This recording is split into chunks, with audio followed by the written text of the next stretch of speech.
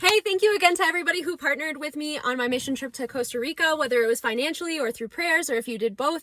Thank you so much. Thank you cards are coming your way. I just want to share a quick recap of what the first day of my mission trip looked like, a little funny story for you. So on the first day, we were listening to Pastor Douglas, who is the guy who really set all of our agenda. We were partnering with him, and he was telling us the story about this guy who he saw in San Jose, Costa Rica, who had this free hug sign, and every person who went up to this guy would just start bawling in his arms. And so, yada, yada, yada. I see where the story is going, and I'm like, oh boy.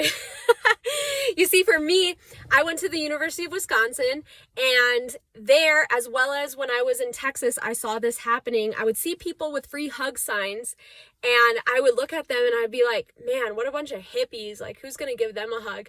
I know that sounds super judgmental. I was a very judgmental person. I still have some things to work on. Give me some grace. But that was my thinking, right? And so I see where the story's going, and then Pastor Douglas, he whips out some free hug signs, and he's like, so you guys are going to give out free hugs. And I'm like, oh my gosh. Immediately when he said that, I heard Jesus so clearly in a quiet voice just say, you're the hippie now, Erica. And I was like, you know what? Fine, I'll be a hippie for Jesus. And so anyways, we went out there with our free hug signs, a team of about 25 of us, right? And so we go out to San Jose, the capital of Costa Rica, with these free hug signs. And it was just amazing how these free hugs would open the door to people's hearts. So many people who came across and just gave me a hug would just start bawling. This one lady, she gave me a huge hug and she started crying, and I was like, hey, is there anything I can pray for you about? And she was like, yeah, I'm on my way to chemo.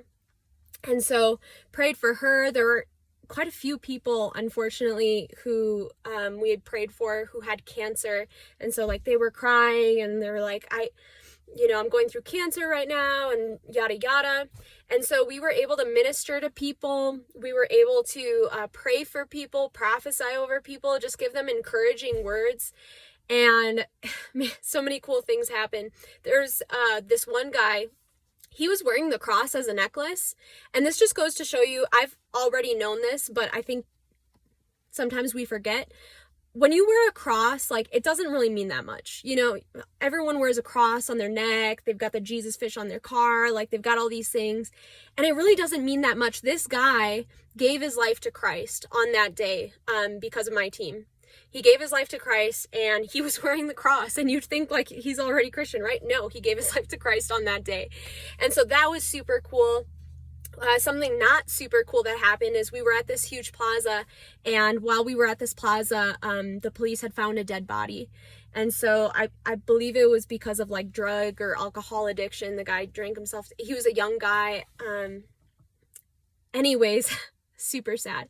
The police came over to us and actually said, like, thank you guys for being here. You are preventing this from happening again. You are preventing more deaths like this from happening by the hugs that you're giving out, by the prayers. And so that was super encouraging for the police to say to us, right?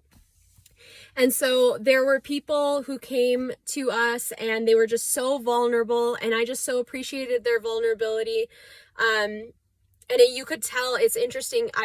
You can always tell when somebody's like listening and catching what you're saying, and when people are just like listening, but they're not really catching what you're saying. And sometimes it's not their fault. There's so many Christians out there, Christians and non-Christians out there, who have such beliefs from tradition that they are blocked from believing for higher. So for instance, like my friend and I, we had asked this one guy, hey, do you believe that God can save your son? Because he was crying. He was at the end of himself. Like he was like, my son's ruined my life, like my marriage, and all because of his son's drug addiction, all of this stuff, right? Whatever. And so anyways, he avoided the question. And then we were like, hey, do you believe God can save your son? This is a Christian guy. And he was like, yeah, but yada, yada, yada. And so it's unfortunate, and it's kind of hard sometimes for me personally, because I want people to believe for better. Like, I see so much potential in people, but sometimes people don't catch it. And so I just hope that the next time that they hear it, that they'll catch it. So who knew? Free hugs can open up the door to people's hearts.